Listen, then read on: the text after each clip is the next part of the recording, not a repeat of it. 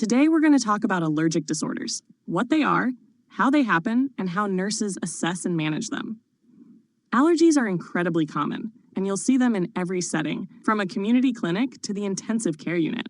At their core, allergies are the body's inappropriate or exaggerated immune response to substances that are usually harmless, like pollen, dust, or pet dander. The body sees these substances as threats, labels them as antigens, and mounts a defense. Normally, this system is protective, but sometimes it goes overboard, and that's when we see allergic or hypersensitivity disorders. The first line of defense against antigens is the body's epithelial barrier, the skin and the linings of the respiratory, gastrointestinal, and genitourinary tracts. These surfaces are designed to block invaders, but if allergens slip past, the immune system shifts into a more specialized response. One of the most effective defenses is the body's ability to produce antibodies, proteins designed to recognize and neutralize invaders. You can think of it like a lock and key. The antigen is the key, and the antibody is the lock. Only the right match fits. Antibodies coat the antigen, neutralize it, or pull it out of circulation so that phagocytic cells can clear it away. This is helpful most of the time, but when the reaction is too strong or misdirected, that's when problems arise. The antibodies we produce are called immunoglobulins, and there are 5 main classes: IgG, IgA, IgD, and IgE. IgE is the one that matters most in allergic disorders. IgE is produced in the respiratory and intestinal mucosa. When it binds to allergens, it activates mast cells and basophils. These cells then release chemical mediators such as histamine, serotonin, canins, and leukotrienes. These mediators are what cause the classic allergy symptoms: runny nose, itchy eyes, asthma, hay fever, or in severe cases, anaphylaxis.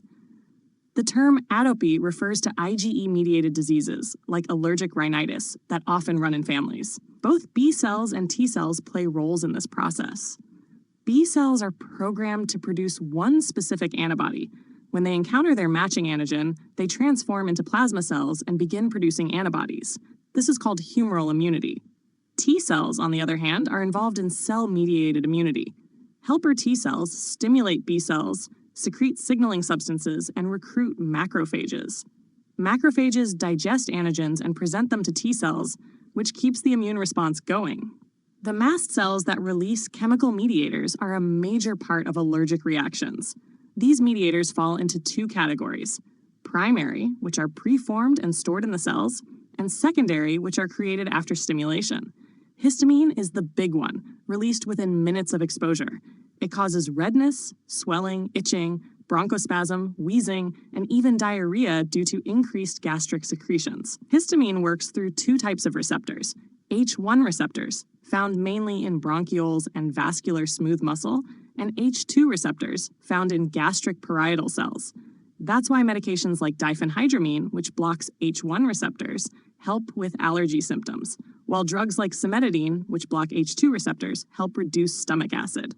Other mediators also contribute. Eosinophil chemotactic factor attracts eosinophils to the site of reaction. Platelet activating factor promotes platelet aggregation and vasodilation. Prostaglandins promote inflammation, vasodilation, and pain. Leukotrienes are especially powerful, much more potent than histamine, and they cause bronchospasm, mucus production, and the wheal and flare reaction on the skin. Bradykinin increases vascular permeability, leading to swelling, and also causes pain. Serotonin acts as a vasoconstrictor and contracts bronchial smooth muscle. Together, these chemicals explain the range of symptoms we see in allergic reactions, from a mild rash to life-threatening airway compromise. To better understand these responses, hypersensitivity reactions are classified into 4 types. Type 1 is the anaphylactic reaction. This is the most severe form and can begin within minutes of exposure. It is driven by IgE and mast cell mediators. Patients may develop laryngeal edema, bronchospasm, hypotension, and even cardiovascular collapse. Symptoms can be localized, like hay fever, or systemic, as in anaphylaxis. Type 2 is called cytotoxic hypersensitivity. Here, antibodies target antigens on cell surfaces, leading to cell lysis and tissue damage. A classic example is a hemolytic transfusion reaction, such as when a patient with type A blood receives type B blood by mistake. Type 3 is immune complex hypersensitivity. In this case, antigen-antibody complexes are too large to be cleared from circulation and end up being deposited in tissues. These deposits trigger inflammation and cause tissue damage. Rheumatoid arthritis and systemic lupus erythematosus are examples of this type. Type 4 is delayed hypersensitivity. This is mediated by T cells rather than antibodies. It usually occurs 24 to 48 hours after exposure. A common example is the skin reaction seen with a tuberculosis PPD test, where redness and induration develop at the site if the patient has been previously exposed. Finally, let's talk about assessment. A thorough allergy history and physical examination are essential.